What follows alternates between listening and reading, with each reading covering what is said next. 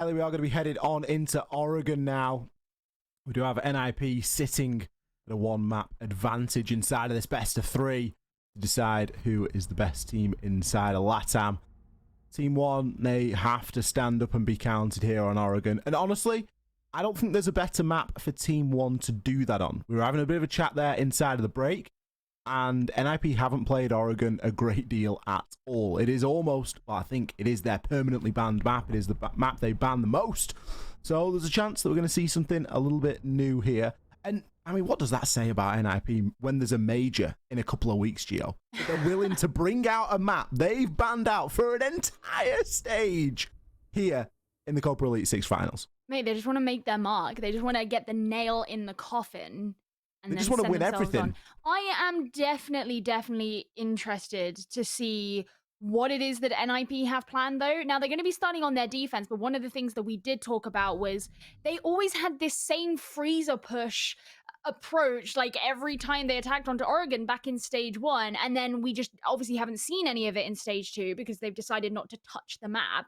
So I'm expecting a very different style of Oregon play. However, as I say, they are starting on defense, and we're going to have to wait to see how their attack is. Just to mention the operator bans, as we didn't really go over them, but I think NIP choosing to ban Ying is particularly... it's a bit mean because we've seen a lot of teams, including Team 1, who do, of course, like to use that to facilitate a push down the meeting hatch. And to get rid of that, like, it's just it's not a direct target ban, but it's not a target ban. It's something that we saw Team 1 doing earlier on in the evening. We saw them play a little bit of Ying against Furia. We saw Alamau bringing out those Candelas. It was something that Team 1 were able to take a bit of advantage of, is those sort of scrappy gunfights that you can ensue once everybody in the site is blinded, and you can move on through and really make something happen. So NIP definitely doing their homework here for this one, and starting out on the defense here. I'm not exactly sure how they've managed to work that one around, but it's going to be the favored side, of course, here on Oregon. And Team 1 are going to have to dig deep from the start, really, to be able to get themselves back into this one. It was quite a convincing win for NIP on Cafe. And this could very quickly be a 2-0 grand final said and done. But Team 1, they've got to say something about it, and I'm sure they're going to start pretty soon. Well, I would assume that given that Team 1 picked this map, they've got something planned, something up their sleeves. This is, you know, a basement defense, I would like to point out, even though that there's a lot of presence up here on the roof. As you can tell that Team 1 want to be going in for, I suppose, a decently thorough clear. And we've got a couple of members of NIP who are down on the first floor, Psycho being one of them. He's going to immediately make a drop alongside Pino. So now everybody's down in the basement. And Team 1 have had basically half of their round taken away from them and no kills gained for it. No kills gained and no significant map pressure either. The big sort of danger here for Team 1 is that they have played quite a bit of Oregon, and we know how Team 1 like to play this map. On the side of NIP, we've just not seen it for such a long time that we're going to be expecting to see newer things come out here, things that we've not seen them do before. And that really does start to get a little bit scary, especially when you look toward the site and you see these laser gate placements and you think, you know, they're really going to start slowing people down, especially when we're already inside of the final minute.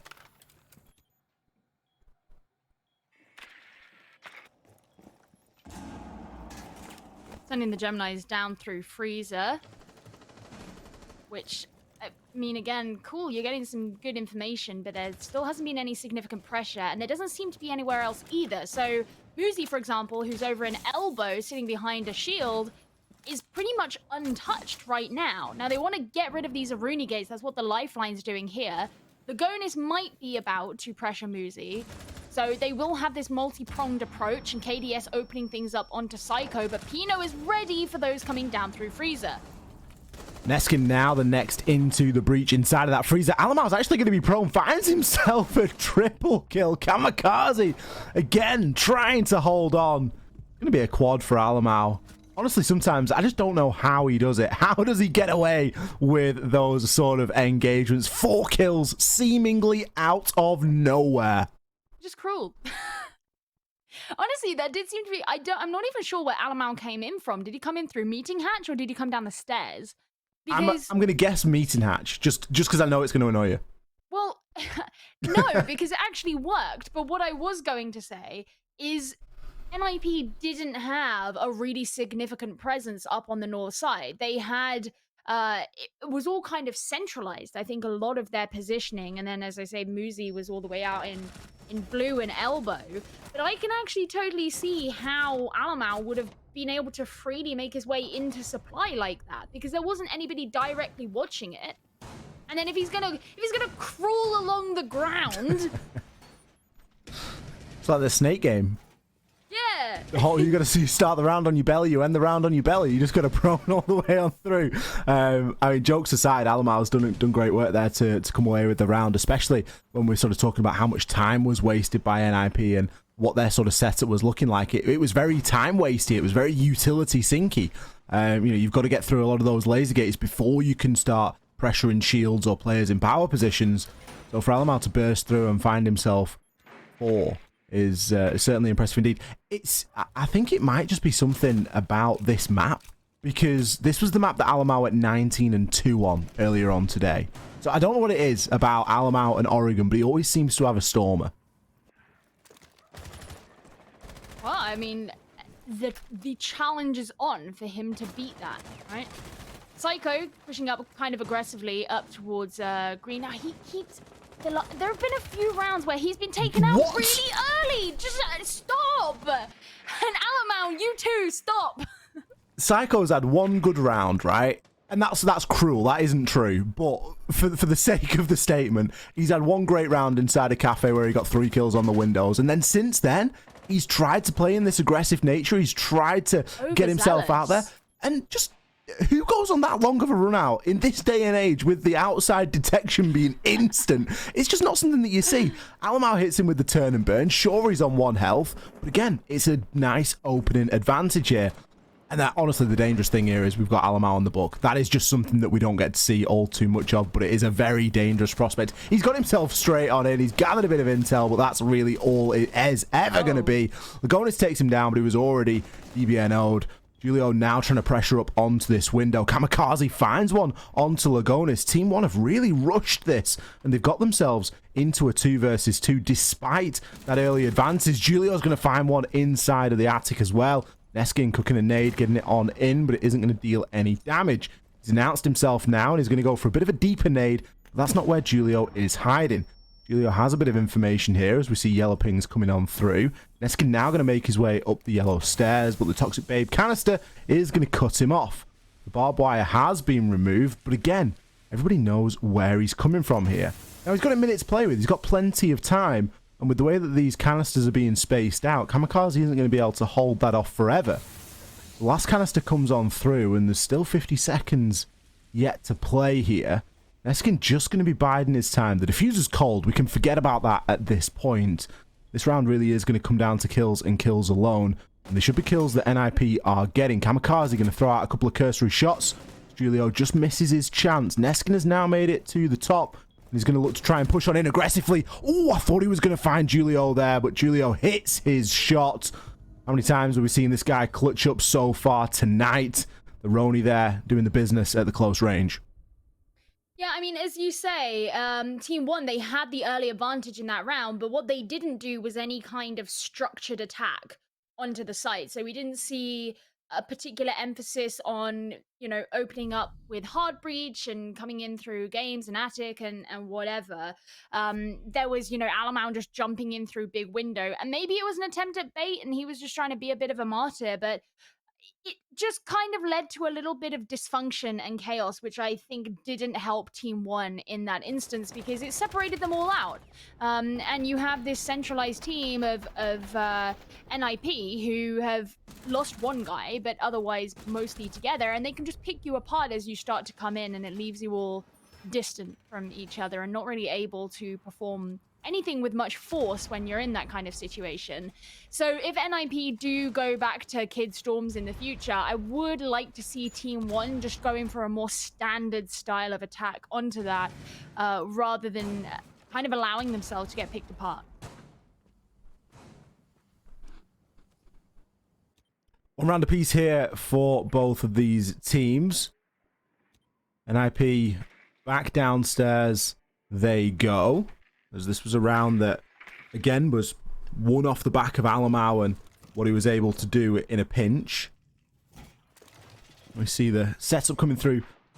Not quite the same as last time. NIP have dropped the Aruni. I mean, Ollie, there's no shields, there's no barbed wire. Oh, that was a nice run out. Talk to me about your shields and your barbed wire when Pino can run out and find one. To be fair to him, it is Pino this time. It wasn't Psycho. The Valkyrie being available is something that Pino's happy to try and work with. We're seeing that aggression pay off there when previously it hasn't. It's just such a dice roll, honestly, to try and get aggressive like that in the early part of the round. And, you know, we know that NIP are that team that like to send a bit of a message, but Team 1 are willing to hang at those sort of levels, I think. I don't think it's even just that. I think NIP know that if they can get that early pick, then it can send Team 1 into a bit of a frenzy and kind of throw them off their balance. So for NIP, I'm wondering if maybe they just see it as a risk that's worth taking because the payoff is actually quite good. I don't know. It worked for them in this round.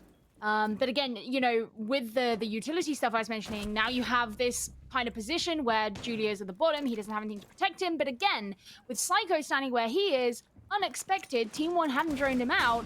Does it matter?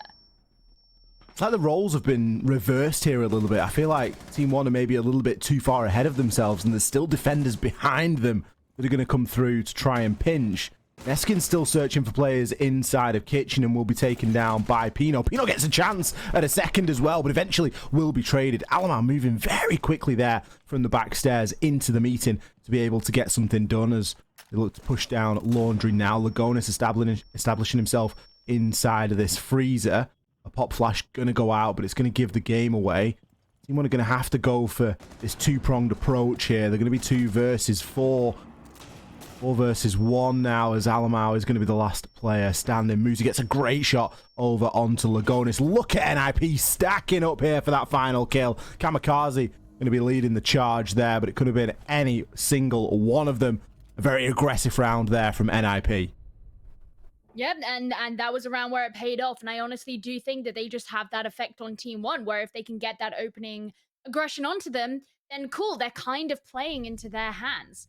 So NIP have now taken both of their first 2 favored rounds because they wanted to go back to Laundry and ensure that they could get that one, and they didn't really look too troubled in doing so, if I'm totally honest with you, Ollie. So as they head now to their tertiary site of meeting, see what it is they're going to be doing. Psycho did bring Valkyrie before. Actually, I don't know if it was Psycho, but I know that they brought a Valkyrie before because we saw the Black Eyes be thrown outside, and that seemed to have really helped facilitate them in a lot of that early aggression that they were doing. So I'm curious to see if that's going to be a pattern that emerges through the way that NIP have their defense. And I suspect there's going to be a lot of off-site play here again. When you just have a look at the operators that are being brought, it really leans into that idea of there being a roam, which is something that Team 1, I guess, their time management just hasn't been perfect when trying to deal with them. Yeah, it certainly hasn't been ideal from Team 1 up until this point. It's very difficult when you're going up against a team like NIP that are willing to play this very aggressive game where you sort of sat there wondering how many outside Valkyrie cameras are there? Are we about to be run out on here? Do we need to rush our approach into the building or into some sort of safety? Bonus and Levy taking precautions here as they don't want to get taken out too early. Neskin going to be trying to gather that intel as well on the Gemini clones. Meeting can be a tough site to crack, and Pino's going to make it a little bit more difficult. Removes Alamau, removes the Thatcher. Gets himself back upstairs. You just know that that's a kill that's been got from inside to out, and again, it's going to be something that slows down Team 1. Muzi's just trying to get that perfect little thread needle angle onto the stairs. So far, won't be seeing anyone, but they might be able to catch out a couple of these drones. Neskin to be DBNO'd at the bottom of the tower stairs, and finally finished off by Julio, who goes for KDS as well. Once again, NIP are looking fully healthy as Team 1 continue to fall, but finally, one from NIP does as well. Well, with Kamikaze down, it isn't going to make things that easier, but it at least alleviates the smokes and the Toxic Babe canisters could be knocking around. Muzi is going to find himself one before being traded. Lagonis is trying his damnedest, but he can't land his shots. Pino going to fly in and pick up that last kill. Able to trade off his teammate. He didn't know where he was. He was just pre-firing every angle that he could conceive. I mean, yeah, Team 1 just didn't even really get the opportunity to actually break into the site itself at all in that round. They really struggled with it. So, I don't know, maybe they'll have an easier time now that they're heading back upstairs to I suppose, a more comfortable site. But again, this is where I said that I wanted to see Team 1 going for a more standard style attack onto the top floor.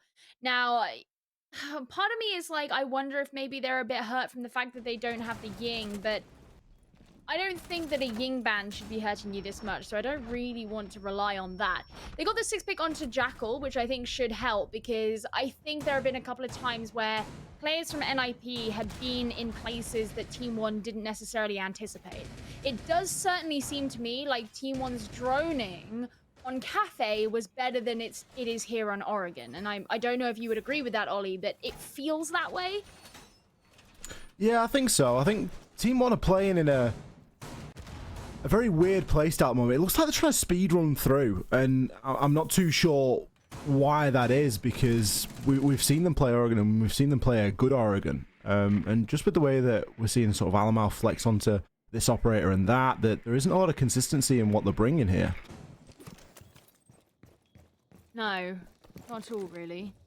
I guess we'll see how this one goes. I do hope that this Jackal is going to give Team 1 a bit of a boost, especially if they can catch out 1, maybe even 2 players of NIP off the back of it. I think 2 is maybe a bit ambitious, but there has been such a fight for the opening kill.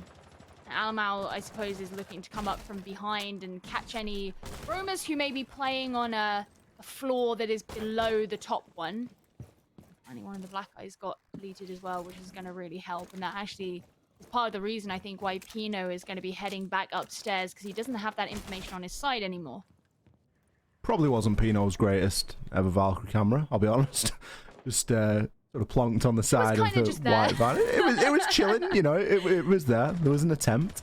But, I mean, there's so many places to hide them here in Oregon, and everyone knows that it only takes one slight movement of the mouse and the camera doesn't quite go where you've envisioned, especially when you're trying not to get yourself taken out as you're getting them on out there. But you still got one in pocket, and there's still a bit of information to gather. That one will get thrown on out as Alamau moves through, trying to find some footsteps on the Inox, see if there's anybody that you can root out here.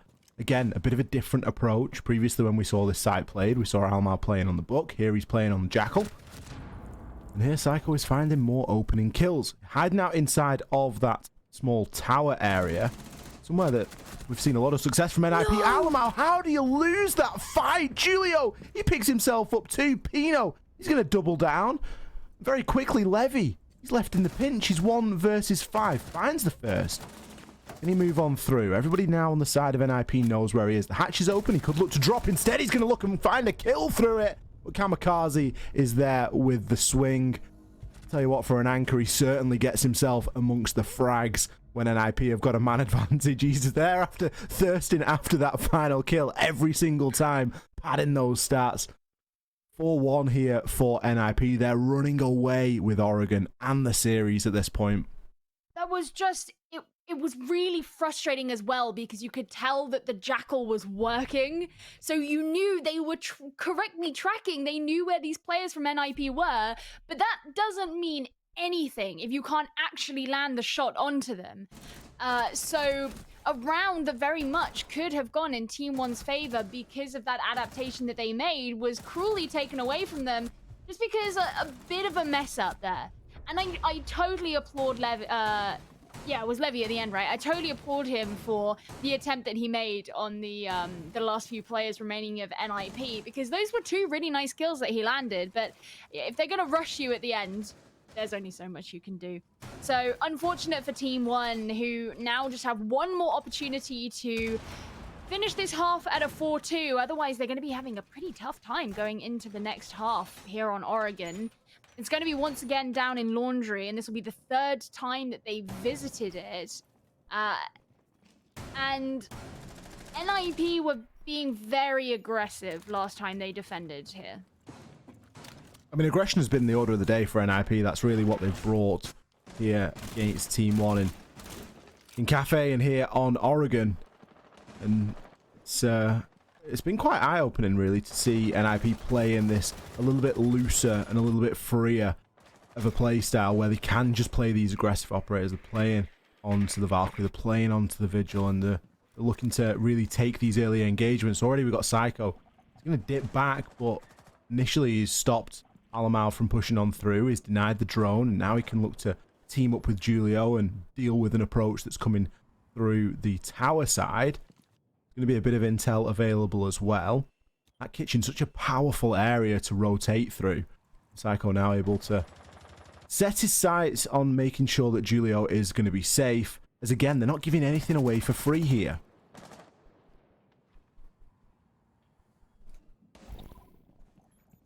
I mean, yeah, none of the attackers are over here towards kitchen right now, so while they're occupying a lot of space, our NIP, I don't think they're going to find many kills downstairs. You know, throwing out a C4, but I'm not sure where he was getting the information from, because he's not going to find anybody. Instead, he'll just jump down and, I suppose, get ready here on the freezer stairs, which is where Team 1 have liked doing their pushes from. So it makes a lot of sense to want to have that kind of fortification. The Team 1 have been taking their time upstairs still, and while they're droning down now... Oh, they're just above the hatch. While they're droning down now... Let's see how much Pino can do on his own. Well, Psycho and Julio certainly can do quite a bit between themselves. KDS and Lagonis now as the last two alive. There's a bit of a recurring theme here with Lagonis being left in the clutch. He could choose to push himself down Laundry or join up with KDS. Neither option looks great, if we're being honest with ourselves. A 2 versus 5 with 45 seconds. It's not an ideal situation. Back camera's still going to be up, and that's again information that can be gathered, but with the hatch being open, you're going to be able to put 2 and 2 together there as NIP and understand that this is going to come through this back side. The bunker push coupled with potentially a meeting hatch drop. KDS going to deploy his utility through, see if he can get anybody stunned on out there. Lagonis has a line of sight to work with and an opportunity to take down Kamikaze, which he will take. Julio now going to join in on the action. Goes out for the C4, but isn't able to make it land. KDS, a big entry, finds himself 2. Lagonis, a 3rd. This is very doable now. Pino, he's going to be in the clutch. He's got 4 seconds to try and hold on. Lagonis, he has the kit, and he's going to be thirsting after this kill. The pre-fire comes through. Neither player land the shots. It's going to go out on time to NIP. Oh my god. Did you hear me, like, gasp and hold my breath? Honestly, what a round. I didn't know who to expect, because I was like, oh, he's making a lot of noise by running, and the position that Pino had was a pretty strong one, but it actually looked like it was known. So for it to end like that, wow, I was... I felt my blood pressure go up for a little bit then. I mean, it was actually a really nice attempt by Team 1 at the end as they started coming in through the north side. Those were some great kills that were taken by them to shift the momentum and the advantage in such a short space of time was actually incredibly impressive. The fact that it came down to that final kill not quite landing, that's really frustrating and very unfortunate. And, you know, now Team 1 have their opportunity to be going into their defense. Now, one thing that I've noticed here, Ollie, that I think you're going to be quite happy about is they're bringing in Ella. Well, where have we seen this before? It's going to be Lagonis that is going to be playing on the Ella. Typically, it's something that we saw Alamau occupy Ella, and particularly Ella's shotgun. That really is the secret sauce here for this site, as there are so many close angles that you can try and hold on to. It often makes a lot of sense to bring something like the FO12 just because of its fast fire rate, and you can really command anywhere inside of bunker if you're going to try and hold elbow, or of course you can control the rear stage stairs as well. And the Grismot mines, nice little early warning system to pop on out there. Well, maybe the secret sauce is going to work for them and actually start putting some more rounds on the board, because if they're not careful, they're about to lose. He's not even got the shotgun. Oh, it's all right. It's not the secret sauce. All right, it's the less secret sauce, but it's still it's like a high-end supermarket sauce, okay? Okay, what flavor? Right. Like bolognese? Bolognese. Not very Polish, is it? I don't know what sauce is the Polish. No idea. Anyway, what I was going to say is if Team 1 don't actually start to turn around this corner now, NIP need just 2 more rounds to win the entire grand finals here, and they've got the opening kill, and we've seen how this has been going, Ollie. Yeah, we've seen this movie before, and it ends in NIP usually winning the round. Now, they are dealing with a bit of a different site here. They're dealing with basement on Oregon. It isn't the easiest site to attack onto, especially when you've got players like Alamau on the shotgun playing quite aggressively inside of the freezer. If that position is maintained, it could be quite tricky to root on out, but alas, he dips himself on out.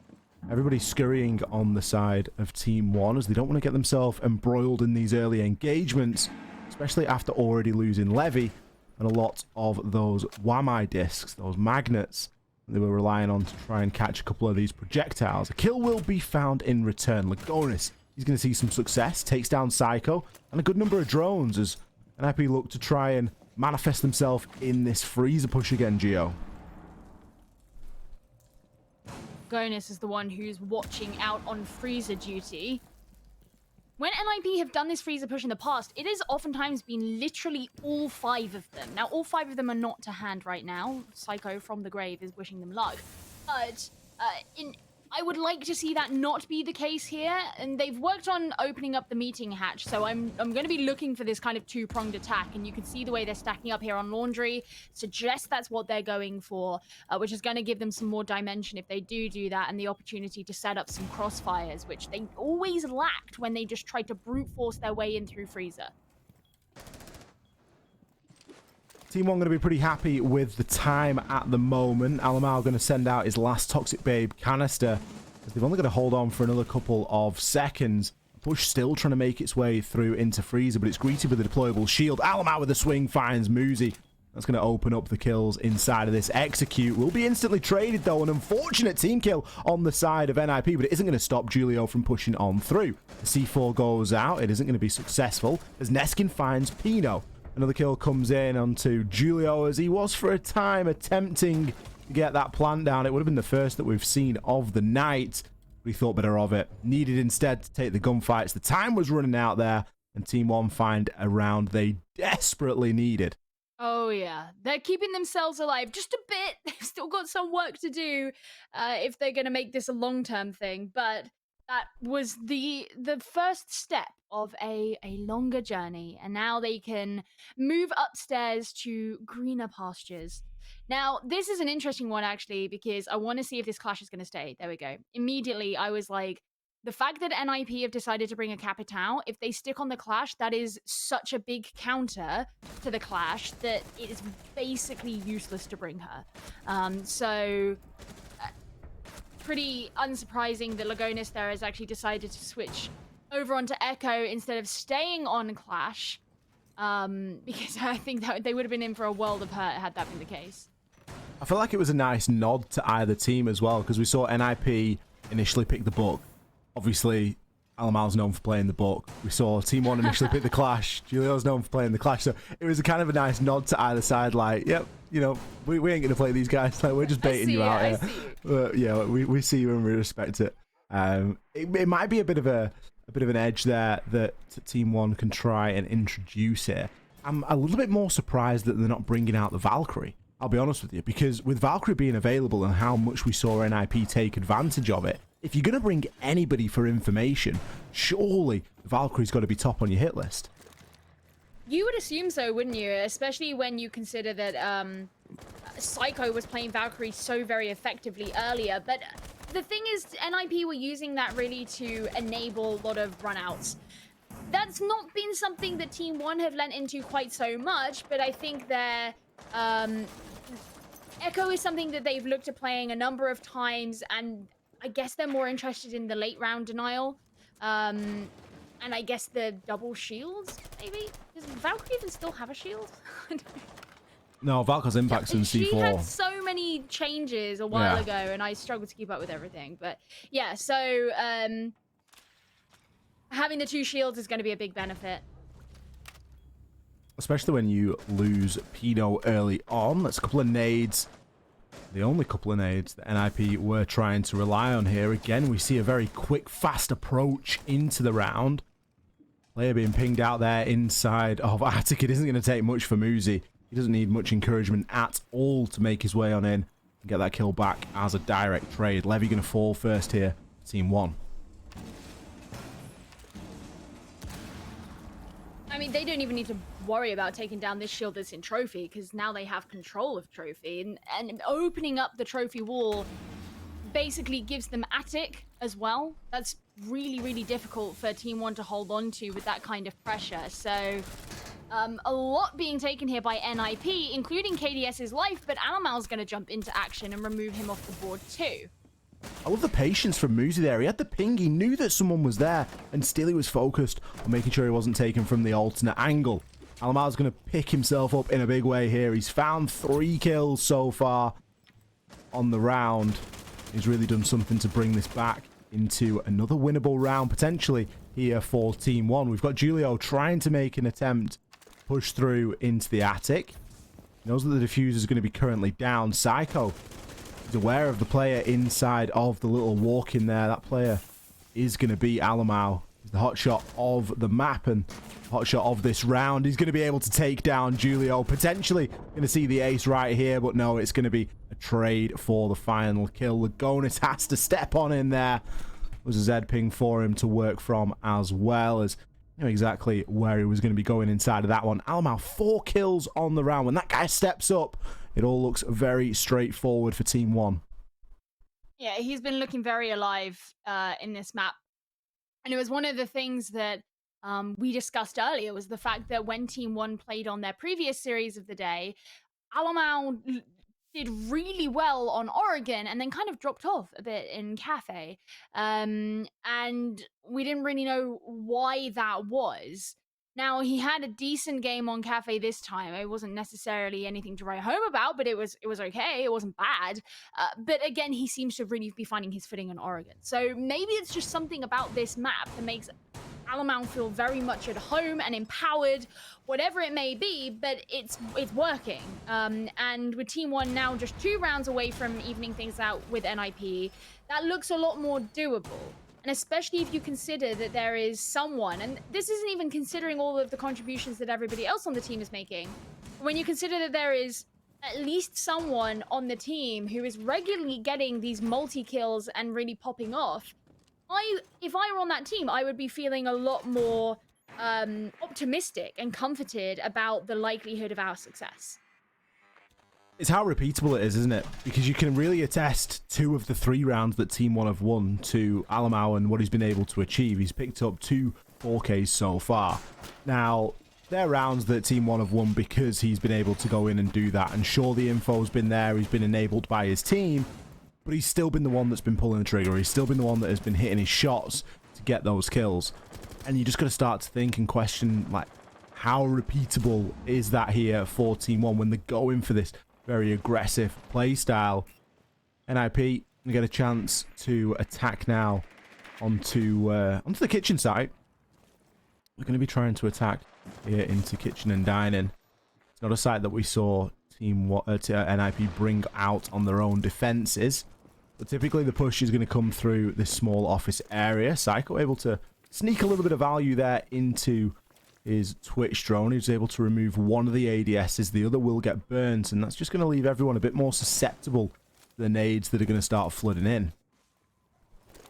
Oh, there's the first one. which doesn't get a person, but it did get the shield. And having that shield in the showers corridor taken down will inevitably push back the defenders, but trades coming in, Psycho and Alamau both falling. Now, this is very aggressive here from KDS. I suppose he feels he's got to try and take shots where he can if he knows that it's going to push up onto him eventually, but I mean, he backed off at a good time and didn't get himself caught out. It's quite hard for NIP to drone into showers just because of the placement of the mute jammers, so it kind of conceals his placement for now, which will give Team 1 a bit of a boost.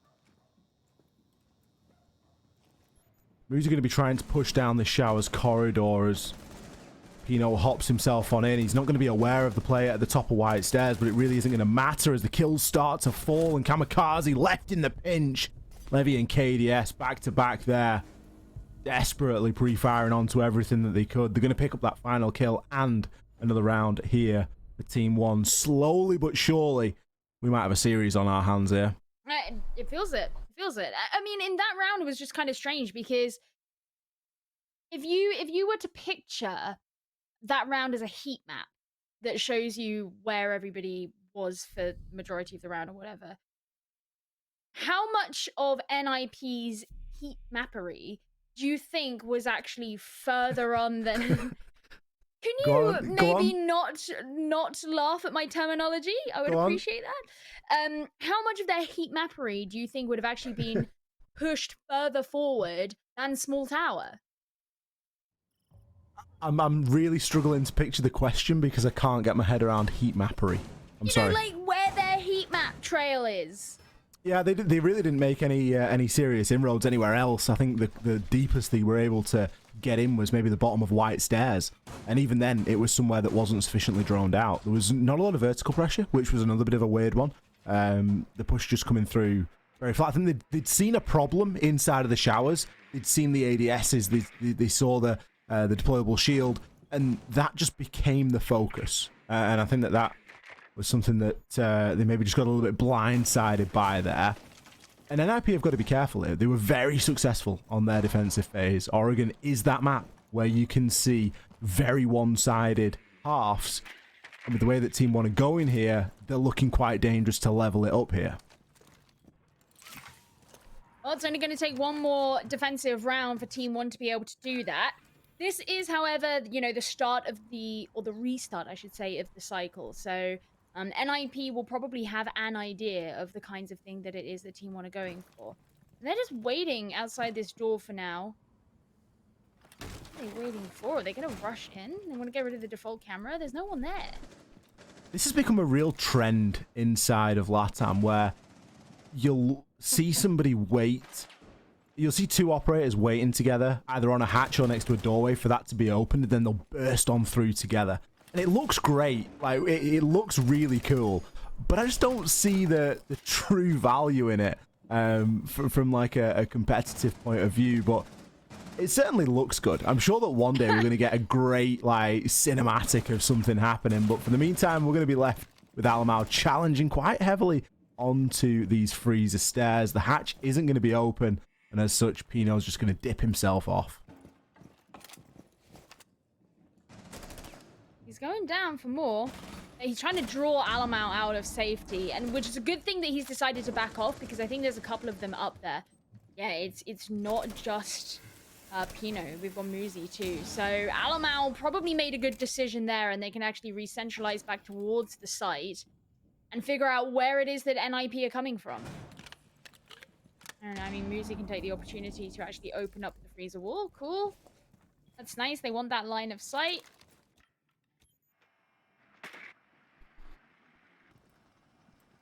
The freezer laundry push is a bit of a trademark here of NIP. Psycho is maybe going to try and impact from the rear stairs as well, based on current placement. Plenty of intel has been gathered here, but there's not a lot of effect that's gone down into the site. A pick that has slipped through the radar until this point is going to be Lagonis on the Warden. Nade come down through. A great nade, excuse me. Great nade onto Lagonis. It doesn't do as much damage as you would have hoped for. being Pino that threw it, and the kill's going to start to come on in now as Psycho gets taken on out, and you can see him wave his hands in despair. He's not had a great couple of rounds. Kamikaze's trying to snake his way on through, going to find one onto KDS. How has he been able to crawl all the way in? Gets two! Trades out onto Lagonis. He's drawn for the pistol. Alamar with the shotgun's going to shut him down. That's the diffuser cold in the middle of the site. Muzi now next up to the plate, trying to make something happen. He's going to be getting pinched from pretty much every single angle. Alamar picks up another there onto Julio to round out the round, and that's going to level things up here between these two teams. Yep, there's the evening out that we were looking to get. And I mean, it's where you have the question where it's like, all right, well, you had your opportunity to adapt on the way things were done back in round number 7. You failed to do so. So how much do we expect that to be a trend going forward, or be something that you can achieve going forward? You could tell that NIP did try something different, and as much as we joke about the the way that they decided to move into the meeting corridor by just kind of bursting through together, I assume a lot of it is about trying to take any defenders by surprise who might be in there without alerting them to your presence by droning. So they don't want to give away anything by droning, therefore they don't know if there is anybody there, so they've got to do it in a coordinated way to ensure that they can get that kill if it's needed. So they wanted to take Team 1 off guard and take them by surprise. The thing is, Team 1 didn't play into that hand. So NIP's kind of approach on how they want to, or how they wanted to adapt in that last round wasn't necessarily in sync with the way that Team 1 were playing, which is where you question what's going to happen in this next round, for example, because NIP are looking to be bringing the same thing that they did last time they attacked onto Kid Storms.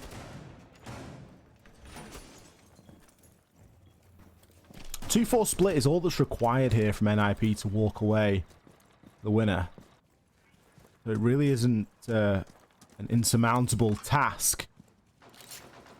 And I kind of like to see them slow down a little bit in that approach. They've been very measured, very careful in the first couple of opening rounds, and since then, and things have gotten very aggressive, and I think that's demonstrated there with KDS just getting himself into a narrow engagement.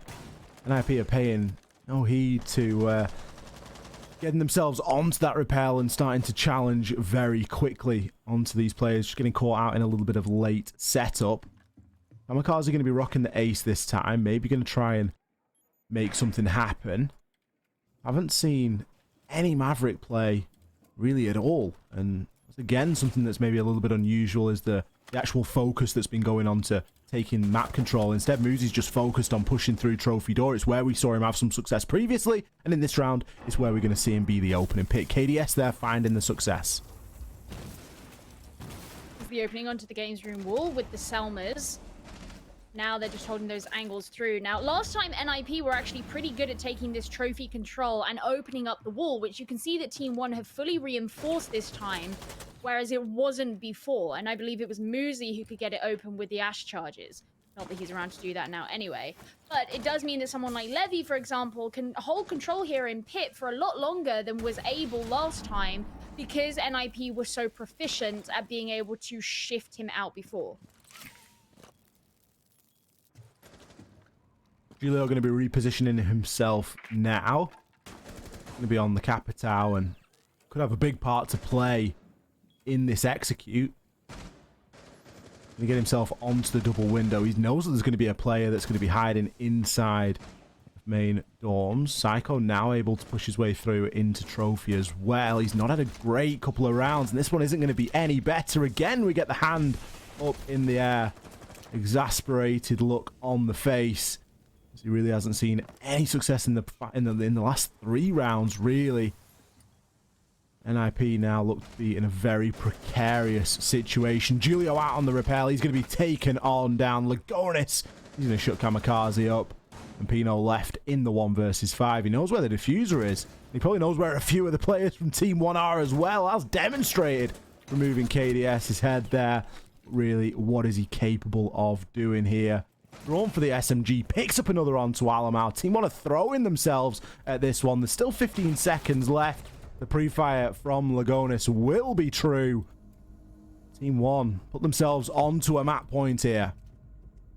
This is crazy. This is not the NIP that we saw in map 1, and it's not the NIP that we saw in the first half of this game either. So what has happened to them? They just don't seem to be together at all. They're missing various like angles and getting caught out in places that we would not necessarily have expected from them previously. It's a very strange change. It is. It looks like an entirely different side. You're right. It's odd to see NIP this down. It's not a position that we're used to seeing them in. They can't seem to win a couple of gunfights in a row here. And Team One are all over them like a rash at this moment in time, and they've got all the momentum in the world. They're going to be very happy with the performance that they've put in here on Oregon. There was a question mark coming into this map. It is NIP's most banned map. We didn't know what we were going to see, what we were going to expect here. Obviously, that doesn't mean they don't play it. This isn't the first time they've played it in a long time. Of course not. They're going to scrim it. They're going to have practice on it. They're going to know what they're doing here. But we just haven't seen it as viewers to get to enjoy and watch and understand how they want to try and play Oregon. And so far, they've really struggled on their attacks. It isn't something that we've seen them really heavily contend with. A lot of these rounds have been very clear-cut toward Team One. Now, of course, they have the momentum, and we're faced with the prospect of all three maps here. We're faced with the prospect of a coastline. It's really odd as well when you consider that we were really heavily praising NIP for their attacking prowess over the course of the last stage. And suddenly, it seems to be a different story here on Oregon. Now, last time NIP attacked onto this site, they had a pretty tough time of really trying to get anywhere. They couldn't even break into showers. They cleared some utility in showers corridor, which was nice. They didn't attempt to go upstairs, which we saw in the prep phase. Team One did a decent job of reinforcing, and they have somebody up there to guard it. So even if NIP decide to go for that this time, it's going to be kind of hard. There's the EMP followed by a Selma, so they'll at least be able to get the showers wall open. It's just a question of can they shift out KDS, because last time the answer to that was no.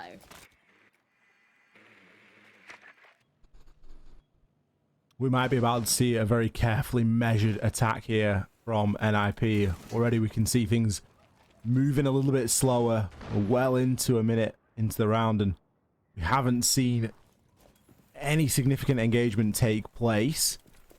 NIP are no longer so hyper-focused on removing that shield, and this time they brought double hard breach, so surely there's something they're going to try and find some value to be had out of that. The shield will be destroyed just outside of showers. The second nade comes in now from Pino, and it's going to land straight onto Alamau.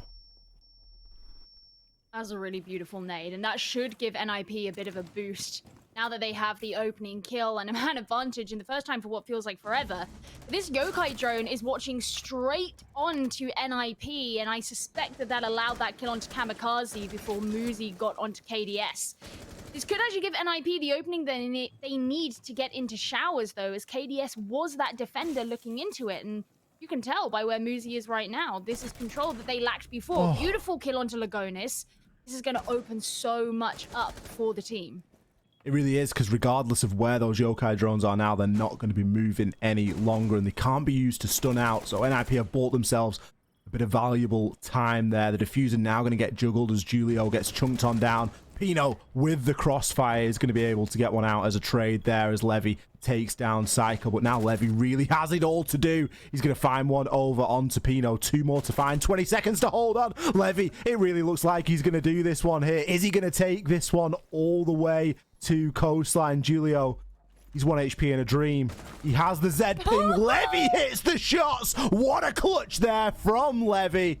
Team One, they lock in Oregon. We are confirmed going to all three maps tonight in this grand final. Absolutely no way. No way that just happened. I honestly thought that was NIP's round and that we were going to be going into an overtime, and who knows how that would have gone. But Levy, you beast. You're an absolute beast, and I am so very excited